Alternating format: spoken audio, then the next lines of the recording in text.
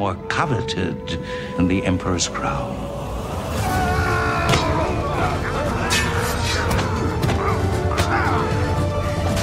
The sword will unite us if it's held by a true Klingon.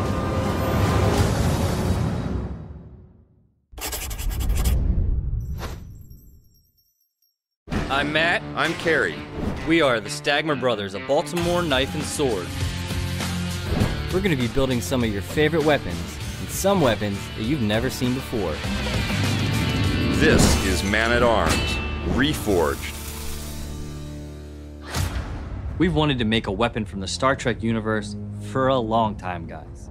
And we love a good challenge. So when looking through the different melee weapons throughout all the Star Trek universe, there really was only one obvious choice, the Sword of Kahless. This is the first ever Klingon bat'leth, and it was said to have been forged by Kahless by taking a lock of his hair and putting in some lava. And as much as I would love to donate a lock of Ilya's hair to make the sword that way, that's not how we're gonna do it at all. As we see this sword in Deep Space Nine, it has a very unique pattern across the whole surface of the blade, much like pattern welded steel. So we're gonna attempt to make this bat'leth completely out of pattern welded steel. We're gonna forge the whole thing. Of course, the easiest way to do it would be draw it up and have it plasma cut to shape, but that's not how you get the Sword of Kahless, and that's not how we're gonna make it. Let's get forging. The boys went ahead and cleaned up the parts for our Damascus billet for our bat'leth. Next thing is for me to stack them up in an alternating pattern, tack weld them together, and then we'll weld our handles on.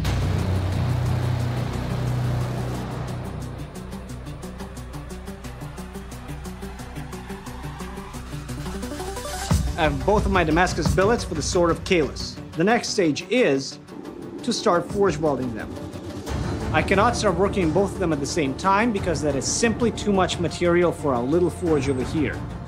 Ilya's going to bring the stack up to temperature, forge weld it, and begin folding.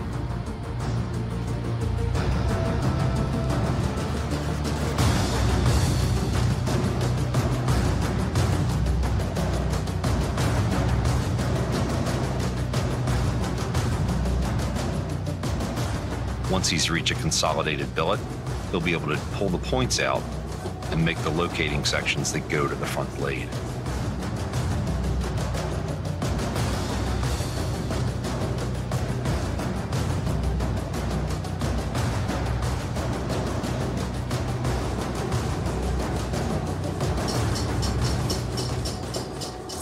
So obviously we haven't completed the forging on the first half of our blade, but it's time to now start adding in the pattern.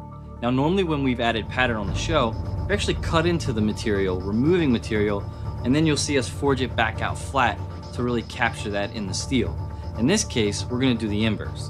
When Ilya was forging on the full-ring dies on our blades to stretch the material, he's actually added in a really nice chevron pattern up the blade, and you can see it's kind of rippled.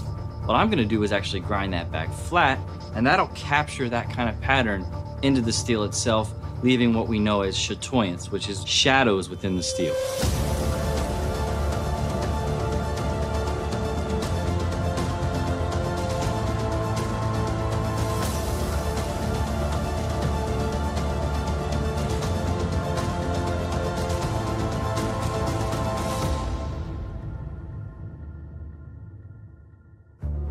So I'm just gonna hand it off to Ilya, and he'll finalize the forging from there.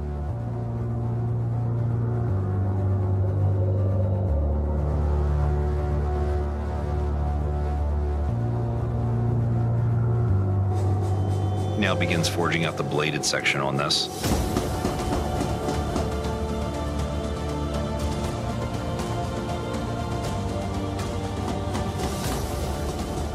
He'll go through, draw one end out,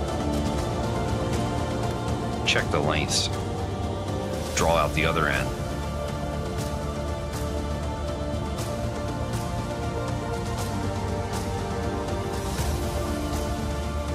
Now with both sections forged out, Ilya checks to make sure that these pieces make sense to each other. He has to make sure that the areas he needs to forge weld together line up directly so that the welds will take best. All right, now our second blade is now forged. It's not completely forged because once again, we're gonna grind some pattern into it. Now, one way to think about this is normally we grind little grooves or valleys into the material and then forge it out. In this case, I'm grinding the peaks down to the valleys that were forged in. Unlike the first blade, where I only had to grind away some of the blade portion, Ilya's used the fullering dies across the whole surface of this blade on both sides. So I actually have to remove the material on this entire piece and make sure that I leave enough material for Ilya to do the final forging.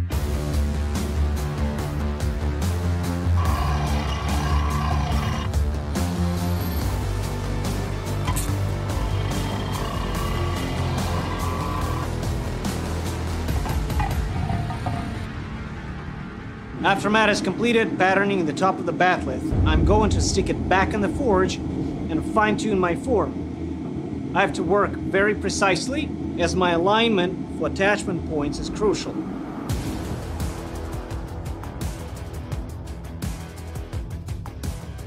Even though we haven't cleaned this weapon up yet or etched it, as things begin to oxidize in the forge as it heats up, you can see the pattern reveal itself. To achieve his final form, he begins using a top tool under the power hammer. He'll be able to draw out and smooth all the different surfaces as he works.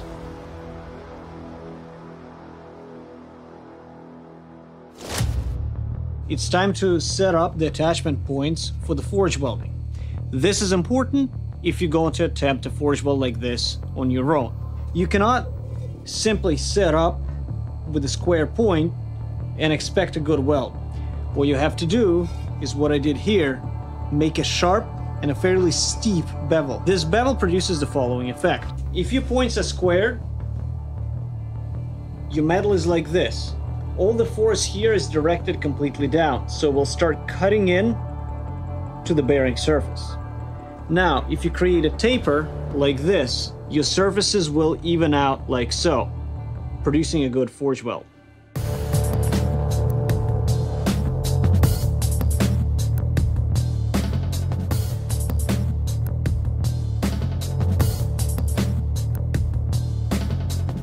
There's one final bit of grinding that we have to do on these blades before we join them together as one, and that's to grind a little scoop on the back side of our central point. We could do this after welding, but it would be a real pain to get in there because it's a real tight space, so Ilya's just going to use the corner of the wheel and get the job done. Now, before I start my forge welding, I have to clip off the excess from here and a little bit here. Normally that would not be necessary, but I'm going to play it safe. Using these excess pieces of Damascus, I'm going to flatten them out into patches that will go over my joining areas. That increases the thickness there and almost guarantees a very structural weld.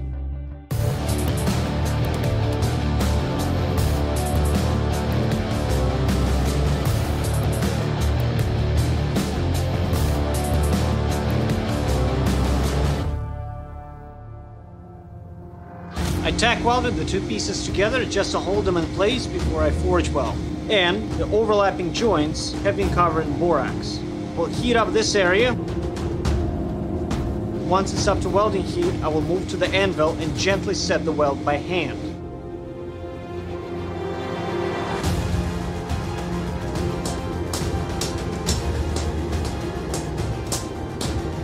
After that, I'm going to switch, bring it up to heat, and set the weld by hand again.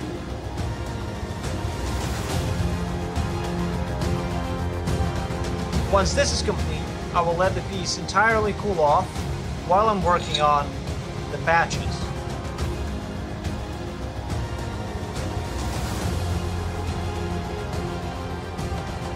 Now that Ilya has drawn out our material for our patches, he's going to use a hot cut tool and just cut two equal pieces. These will later be forge welded in place. It's now time to forge weld our Damascus patches to the rest of our batleth. Ilya's going to heat up that specific area in the forge, move to the Bradley power hammer, and forge weld them all as one.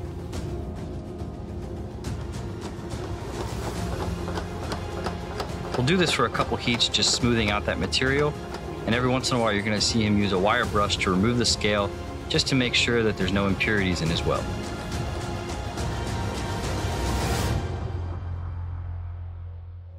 We have one final step to do in the grinding before we can do the final bit of forging on our batleth sword. And what we're going to do is we're just going to blend the seams right where Ilya added these patches. Blending those seams is going to allow him to forge it out seamless, so when I do my final grind and polish on this, you're not even be able to tell that there was ever a patch added. Ilya brings the batleth up to temperature and forges the points to the proper form. I'm gonna hold the piece while Ilya uses a hammer over the anvil to give him the final shape. After a huge amount of forging, it's finally in my hands to do the real blade grinding. I'm gonna crisp up all the lines along the entire perimeter, mainly on all the striking points. Then I have to define right in here and create an extra point that's not even here, and then we can finally move on to the edge grind.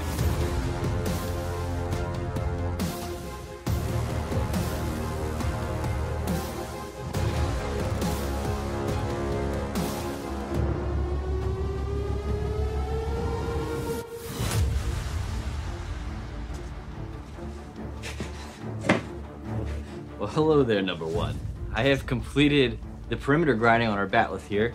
I now have a task that your very specific skill set will help me complete, and that is using the hand sander to get in here on all these inside scoops, just clean everything up, make it nice and round, make it so. This is a mission I'm ready for.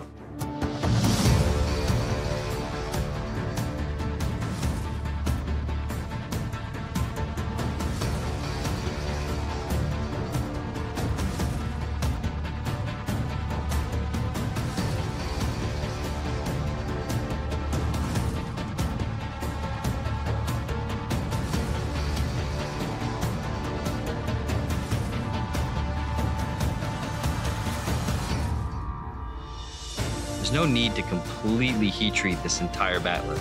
We just need the striking points and the cutting blades to get hard. So Ilya heats those up and quenches them, and then places the blades back into the forge real quickly just to get a safe temper before flipping the blade and doing the other side.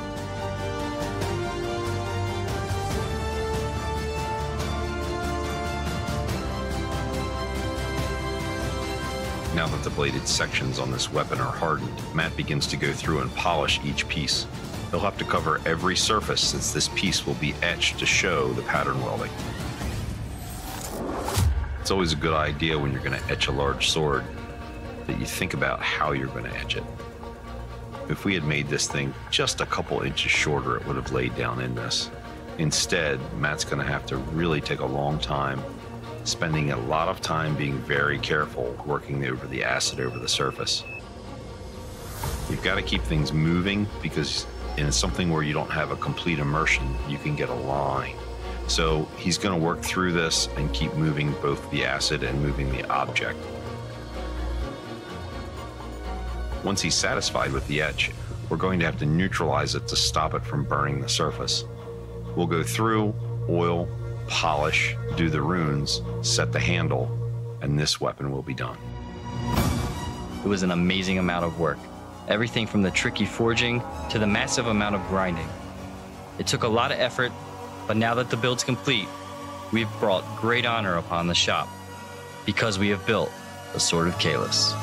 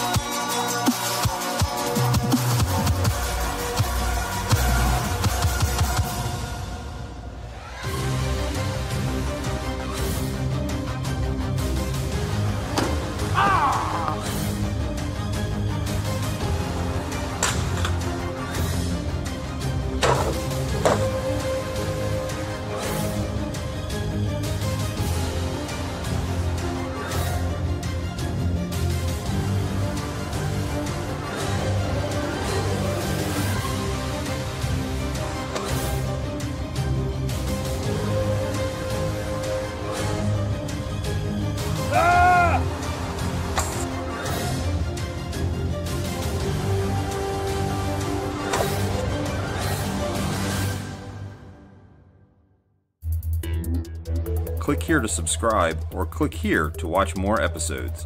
Thanks for watching Man-at-Arms Reforged. We need to know what you want the guys to build, so tell us in the comments below what weapons you want to see next.